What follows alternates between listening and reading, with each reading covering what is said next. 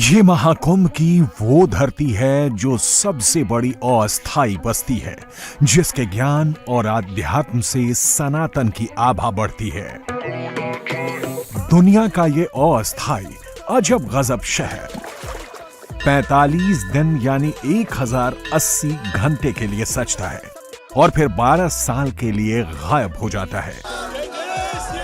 45 दिन का ये शहर लोगों के लिए जितना बड़ा अजूबा है, दुनिया भर के लिए उतना ही बड़ा अजूबा इस शहर में रहने वाले लोग भी हैं। यही वो शहर है जिसे लेकर पूरी दुनिया में अद्भुत, अद्वितीय, अकल्पनीय जैसे शब्द गढ़े जा रहे हैं, जिसकी चर्चा पूरी दुनिया की हेडलाइन बनी हुई है। सनातन की धरती पर 12 साल में 4 बार कुंभ का मेला लगता है, 2 बार अर्ध कुंभ का संसार सजता है और हर बार ऐसा ही एक गांव बनता है।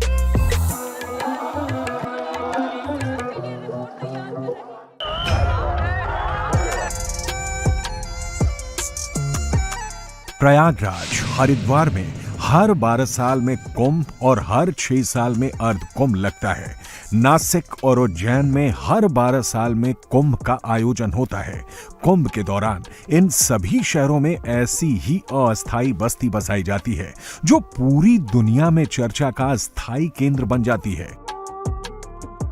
सब स्वदेशी, विदेशी, उत्तर, दक्षिण, पूरब, पश्चिम सभी लोग, सभी भाषाओं के, सभी जलवायु के लोग यहाँ आकर के एक साथ 1 माह कल्पवास करते हैं, गंगा जी में स्नान करते हैं। सब लोग आते हैं और उसके बाद फिर चले जाते हैं। तो यायावर तो है ही। फिर आज यहाँ लग रहा है, 4 साल बाद और कहीं लगेगा। तो इसलिए जो कहा गया है यायावर है, परिवर्तनशील है और परिवर्तन सृष्टि का नियम है। लोगों के लिए इस यायावर नगर का बसना, गुलजार होना और उजड़ जाना किसी किस्से, कहानी या अचंभे से कम नहीं। हर कोई जानता है कि सभी सुविधाओं से युक्त ये खूबसूरत शहर आखिर कैसे बसता है, कैसे उजड़ता है और फिर दोबारा कैसे बनता है। प्रयागराज के एग्जाम्पल से खूबसूरत शहर बनने की कहानी आपको बताते हैं। प्रयागराज में कुंभ विलेज में 10 लाख कल्पवासी, 1 लाख से ज्यादा सरकारी अधिकारी, पुलिसकर्मी, 1 लाख से ज्यादा वॉलंटियर, 1 लाख से ज्यादा दुकानदार और मजदूर हमेशा मौजूद रहते हैं। यानी ये लोग कम से कम 30 से 45 दिन के स्थायी वासी हैं। इन लोगों के अलावा किसी दिन 30 से 45 लाख तो किसी दिन कई करोड़ लोग इस कुंभ विलेज में आते हैं और इसे इसी हिसाब से डिजाइन किया गया है। प्रयाग शहर की बात करते हैं, इलाहाबाद जिसको कहते थे उसकी बात करते हैं, तो उस शहर का मूल चरित्र क्या है? उस शहर में वहां के लोग बड़े कम हैं, यानी जिनको हम कहते हैं कि वो पक्का वाला इलाहाबादी हो या प्रयागवासी हो, वो बड़े कम लोग मिलेंगे। वो शहर बाहर के लोगों से बना है और एक समय में, क्योंकि वो अंग्रेजों के समय में मेयोर कॉलेज हुआ और फिर उसी को इलाहाबाद विश्वविद्यालय में बदला गया, वो देश का सबसे बड़ा शैक्षिक ठिकाना था। यानी वो बच्चे जो अपने घर से इंटर पास करके यानी 12th पास करके निकलते हैं और वो उस शहर में आ जाते हैं। तो कई बार ये भी कहा जाता है कि जो एक बार इस शहर से गुजर गया वो इस शहर का हो गया। और अभी जब हम महाकुंभ के दौरान भी देख रहे हैं तो शहर अपने उसी अंदाज में आ गया है। यानी ये शहर सबका है, ये सिर्फ वहां रहने वालों का नहीं है। वो साहित्य में भी दिखता है, वो लोगों के जो दूसरे तरह के काम होते हैं उसमें भी नजर आता है। प्रयागराज का अद्भुत, अद्वितीय कुंभ विलेज 4000 हेक्टेयर यानी 40 वर्ग किलोमीटर में फैला है, जिसमें लोगों की हर सुविधा, हर जरूरत का ध्यान रखा गया है। मेला क्षेत्र के 40 वर्ग किलोमीटर एरिया में 44 घाट बने हैं। करीब 70% एरिया में भक्तों की सुविधाओं के लिए अस्थायी निर्माण किया गया है। 5 एकड़ में लग्जरी कॉटेज सिटी बसाई गई है। 3 एकड़ में डोम सिटी बसाई गई है। 1850 हेक्टेयर में पार्किंग बनाई गई है। एक बड़े हिस्से में अखाड़ों के शिविर, टेंट, रैन बसेरा, शौचालय बने हैं। इन्हीं शिविरों, टेंट और घाटों के आसपास हजारों दुकानें लगी हैं। इसी कैंपस में सरकारी दफ्तर, थाने, पुलिस चौकी भी बनी है।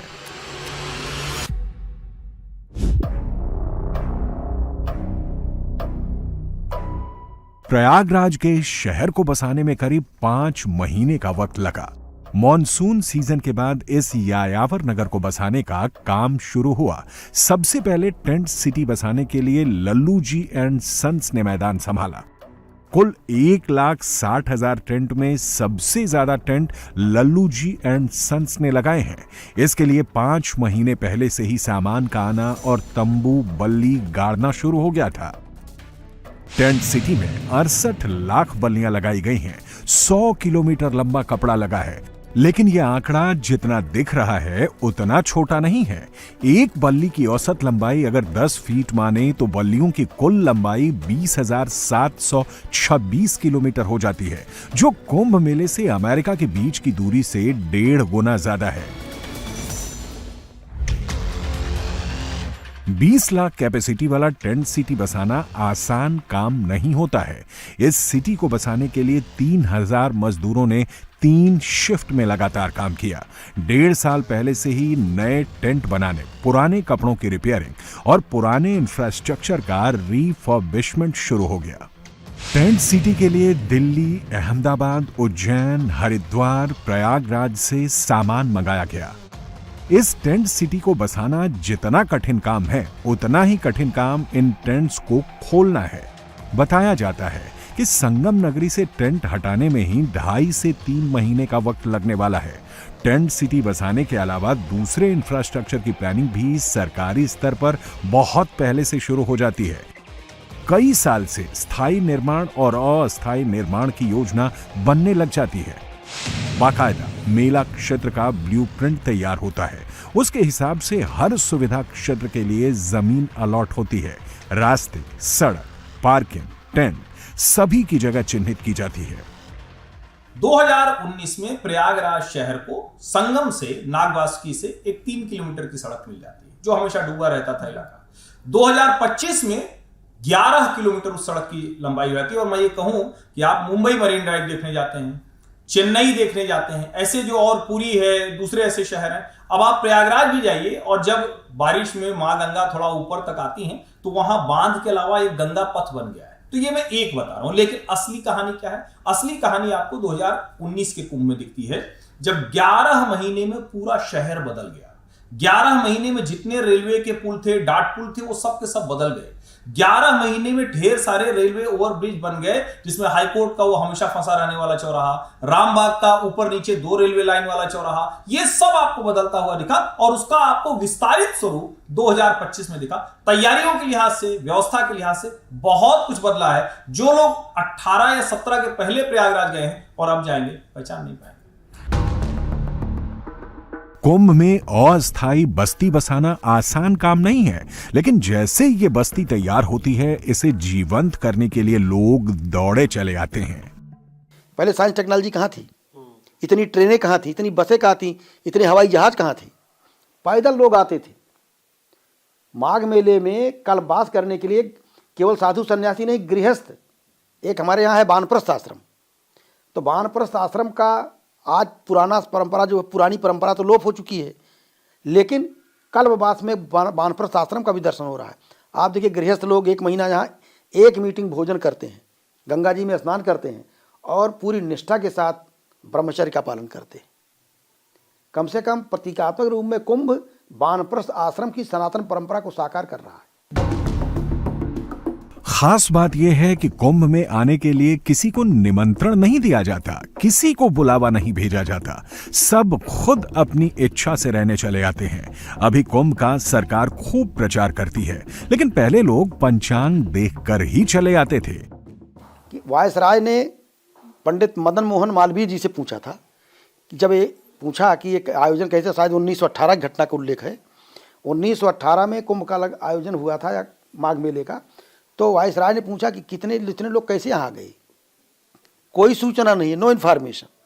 तो एक पंचांग दिखाया, कहा 2 पैसे पंचांग उस समय था, कहा 2 पैसे पंचांग यही बता रहा है कि कब किसका आयोजन होगा। कुंभ का मेला खत्म होते ही बस्ती में लगे टेंट तंबू दूसरे शहर को आबाद करने के लिए खोलने लगते हैं। 2.5 से 3 महीने तक इन्हें खोलने और पूरा सामान गोदाम तक पहुंचाने में लग जाता है। तुरंत बाद ही टेंट की रिपेयरिंग शुरू हो जाती है। नई बल्लियों की खरीद, नए टेंट सिलने का काम शुरू हो जाता है। अगला कुंभ मेला 2027 में नासिक में लगेगा। इसके बाद 2028 में उज्जैन में सिंहस्थ कुंभ लगेगा। टेंट लगाने वाली कंपनियां प्रयागराज के बाद नासिक और उज्जैन की ओर बढ़ेंगी। इन शहरों में फिर से आस्था के समागम के लिए अस्थायी शहर बसाया जाएगा। टेंट लगाए जाएंगे, तंबू गाड़े जाएंगे और महादेव के भक्तों से फिर से ये बस्ती गुलजार होगी।